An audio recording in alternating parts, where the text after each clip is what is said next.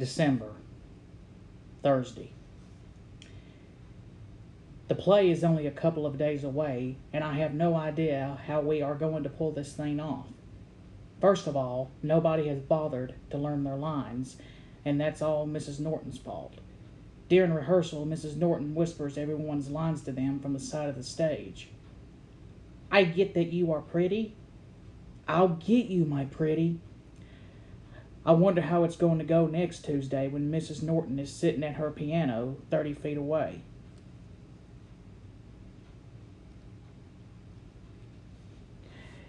Another thing that's screwing everything up is that Mrs. Norton keeps adding new scenes and new characters. Yesterday, she brought in this first grader to play Dorothy's dog, Toto.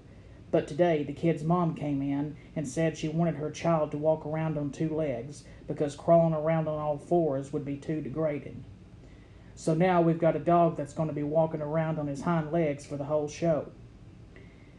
But the worst change is that Mrs. Norton actually wrote a song that us trees have to sing. She said everyone deserves a chance to sing in the play. So today we spent an hour learning the worst song that's ever been written, We Three Trees. Thank God Roderick won't be in the audience to see me humiliate myself.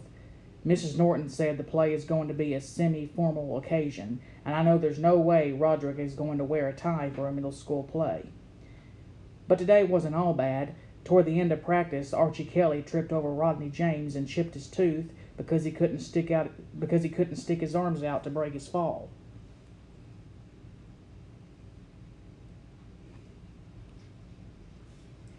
So the good news is they are letting us trees carve out armholes for the performance. Tuesday.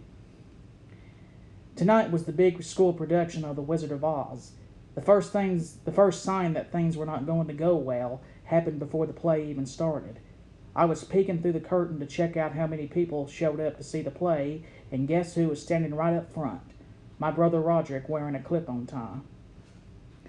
He must have found out I was singing and he couldn't resist the chance to see me embarrass myself. The play was supposed to start at 8 o'clock, but it got delayed because Rodney James had stage fright. You'd figure that someone whose job it was to sit on the stage and do nothing could just suck it up could just suck it up for one performance. But Rodney wouldn't budge, and eventually his mom had to carry him off. The play finally got started around 8:30. Nobody could remember their lines, just like I predicted, but Mrs. Norton kept things moving along with her piano. The kid who played Toto brought a stool and a pile of comic books onto the stage, and that totally ruined the whole dog effect. When it was time for the forest scene, me and the other trees hopped into our positions. The curtains rose, and when they did, I heard Manny's voice. Bubby! Great, I have been able to keep that nickname quiet for 5 years, and now all of a sudden the whole town knew it. I could feel about 300 pairs of eyeballs pointing my way. So I did some quick ad-libbing, and I was able to deflect the embarrassment over to Archie Kelly. I think you dropped an apple, Bubby. But the major embarrassment was still on the way. When I heard Mrs. Norton playing the first few bars of We Three Trees, I felt my stomach jump. I looked out at the audience, and I noticed Roderick was holding a video camera.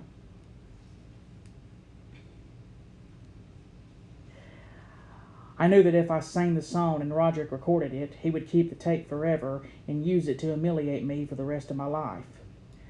I didn't know what to do, so when the time came to start singing, I just kept my mouth shut. We three trees from yonder glint. For a few seconds, things went okay. I figured that if I didn't technically sing the song, then Roderick wouldn't have anything to hold over my head. But after a few seconds, the other trees noticed I wasn't singing. I guess they must have thought I knew something that they didn't, so they stopped singing too. Do spare a maiden fair and sweet. Now, the three of us were just standing there not saying a word. Mrs. Norton must have thought we forgot the words to the song because she came over to the side of the stage and whispered the rest of the lyrics to us. Whilst we are rooted to our spot, she doth move on lighter feet.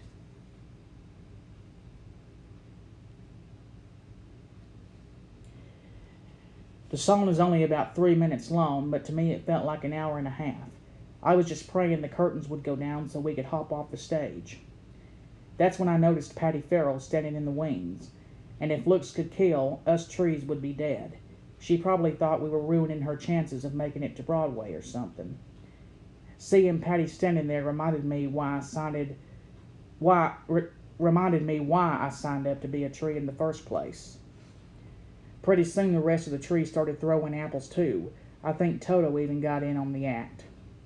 Somebody knocked the glasses off of Patty's head and one of the lenses broke.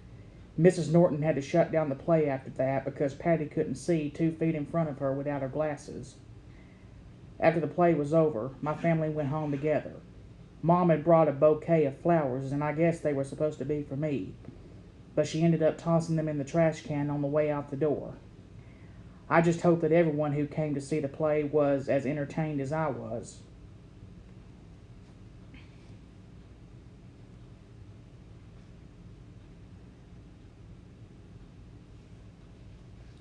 Wednesday. Well, if one good thing came out of the play, it's that I don't have to worry about the Bubby nickname anymore. I saw Archie Kelly getting hassled in the hallway after 5th period today, so it looks like I can finally start to breathe a little easier. Hi there, Bubby. Shove. Sunday. Well, with all this stuff going on at school, I haven't even had time to think about Christmas, and it's less than 10 days away.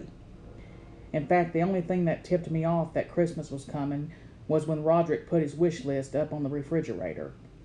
Roderick's wish list: 1. New drums, 2. New van, 3. Shrunken head. I usually make a big wish list every year, but this Christmas, all I really want is this video game called Twisted Wizard. Tonight, Manny was going through the Christmas catalog, picking out all the stuff he wants with a big red marker. Manny was circling every single toy in the catalog. He was even circling really expensive things like a giant motorized car and stuff like that. So I decided to step in and give him some good big brotherly advice. I told him that if he circled stuff that was too expensive, he was going to end up with a bunch of clothes for Christmas. I said he should just pick 3 or 4 medium-priced gifts so he would end up with a couple of things he actually wanted. But of course, Manny just went back to circling everything again, so I guess he'll just have to learn the hard way. When I was 7, the only thing I really wanted for Christmas was a Barbie dream house, and not because I like girls' toys like Roderick said. I just thought it would be a really awesome fort for my toy soldiers. When Mom and Dad saw my wish list that year, they got in a big fight over it. Dad said there was no way he was getting me a dollhouse, but Mom said it was healthy for me to experiment with whatever kind of toys I wanted to play with. Believe it or not, Dad actually won that argument. Dad told me to start my wish list over and pick some toys that were more appropriate for boys. But I have a secret weapon when it comes to Christmas. My Uncle Charlie always gets me whatever I want. I told him I wanted the Barbie dream house, and he said he'd hook me up. On Christmas, when Uncle Charlie gave me my gift, it was not what I asked for. He must have walked into the toy store, and picked up the first thing he saw that had the word Barbie on it. So if you ever see a picture of me where I'm holding a beach fun Barbie, now at least you know the whole story.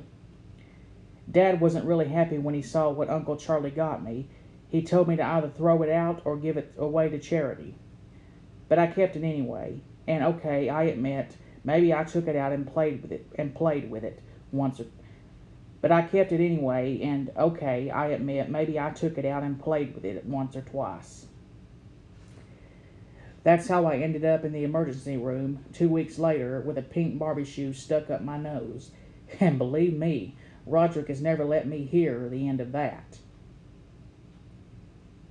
Thursday. Tonight, me and Mom went out to get a gift for the giving tree at church. The giving tree is basically a secret Santa kind of thing where you get a gift for someone who is needy. Mom picked out a red wool sweater for our giving tree guy. I tried to talk Mom into getting something a lot cooler, like a TV or a slushy machine or something like that.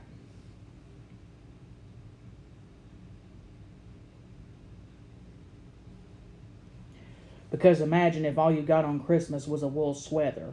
A wool sweater. Yippee!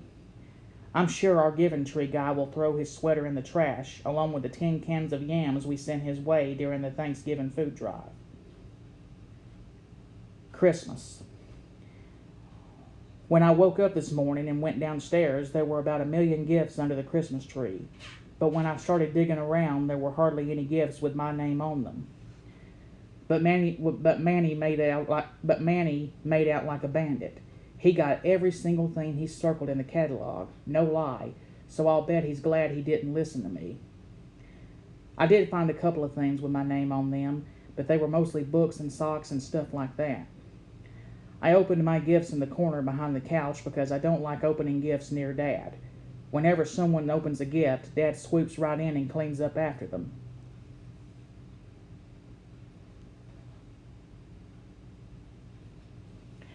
I gave Manny a toy helicopter, and I gave Roderick a book about Rockmans.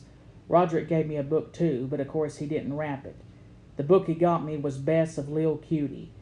Lil Cutie is the worst comic in the newspaper, and Roderick knows how much I hate it. I think this is the 4th year in a row I've gotten a Lil Cutie book from him. I gave Mom and Dad their gifts. I get them the same kind of thing every year, but parents eat that stuff up. Hashtag number one mom, and hashtag number one dad. Thanks. Yee-hee. The rest of the relatives started showing up around 11 o'clock, and Uncle Charlie came at noon.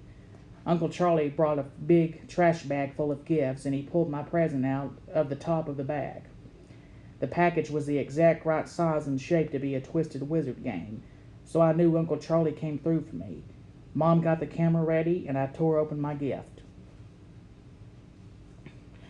But it was just an 8x10 picture of Uncle Charlie. I guess I didn't do a good job of hiding my disappointment, and Mom got mad. All I can say is I'm glad I'm still a kid, because if I had to act happy about the kinds of gifts grown-ups get, I don't think I could pull it off. I know the perfect place for this. I just knew you'd love it. Bless this house. I went up to my room to take a break for a while. A couple of minutes later, Dad knocked on my door. He told me he had my gift for me out in the garage, and the reason it was out there was because it was too big to wrap. And when I walked down to the garage, there was a brand new weight set.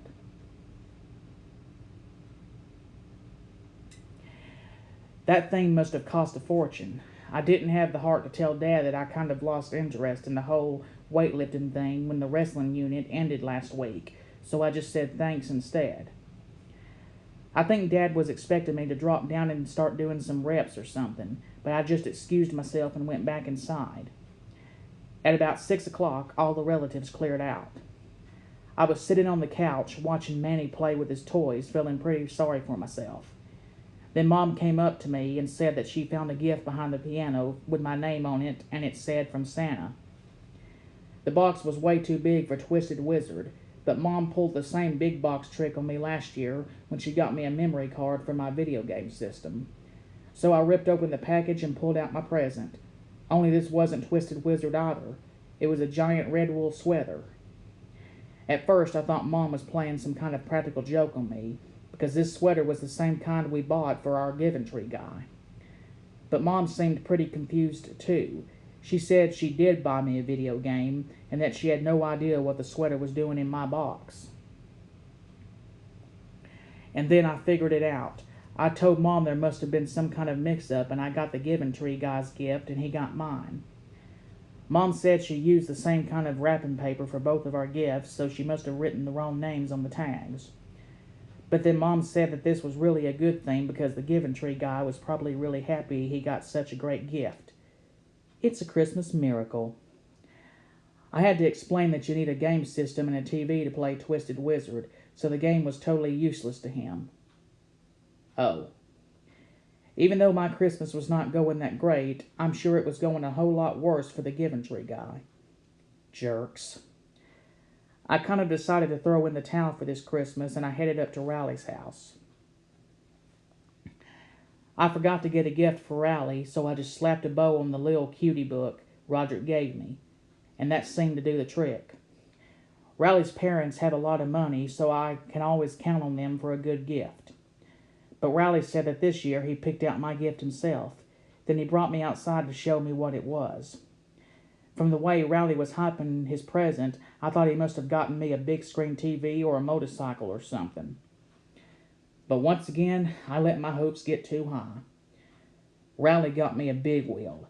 I guess I would have thought this was a cool gift when I was in the 3rd grade, but I have no idea what I'm supposed to do with one now. Riley was so enthusiastic about it that I tried my best to act like I was happy anyway. Gee, thanks. We went back inside, and Riley showed me his Christmas loot.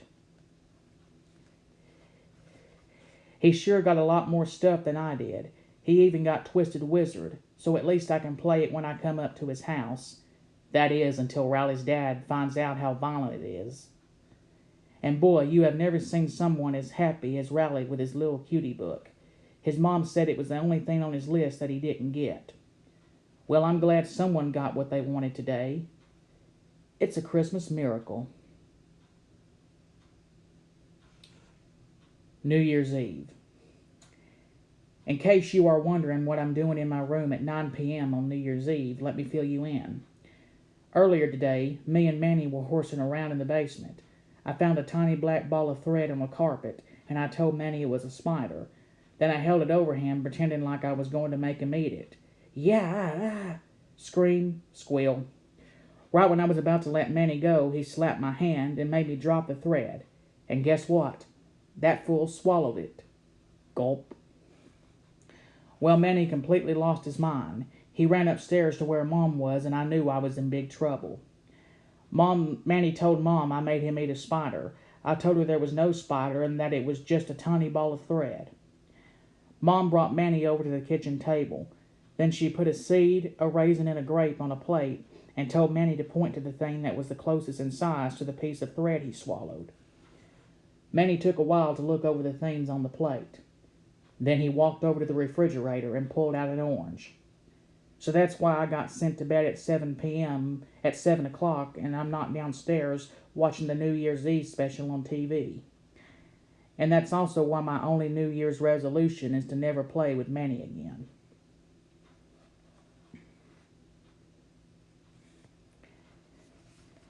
January. Wednesday.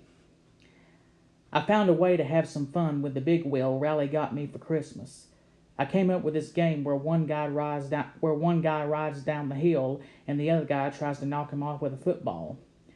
Riley was the first one down the hill and I was the thrower. It's a lot harder to hit a moving target than I thought. Plus, I didn't get a lot of practice. It took Riley like 10 minutes to walk the big wheel back up the hill after every trip down. Riley kept asking him to switch places and have me be the one who rides the big wheel. But I'm no fool. That thing was hitting 35 miles an hour, and it didn't have any brakes. Do you want to have a turn now? Pant, pant. No thanks, I'm not as good as you. Anyway, I never did knock Riley off the big wheel today, but I guess I have something to work at over the rest of Christmas vacation. Thursday. I was heading up to Riley's today to play our big wheel game again, but Mom said I had to finish my Christmas thank yous before I went out anywhere. I thought I could just crank out my thank you cards in a half hour, but when it came to actually writing them, my mind went blank. Let me tell you, it's not easy writing thank you notes for stuff you didn't want in the first place. I started with the non-clothes items because I thought they'd be easiest, but after 2 or 3 cards I realized I was practically writing the same thing every time. So I wrote up a general form on the computer with blanks for the things that needed to change. Writing the cards from there was a breeze. Dear Aunt Lydia, thank you so much for the awesome encyclopedia. How did you know I wanted that for Christmas?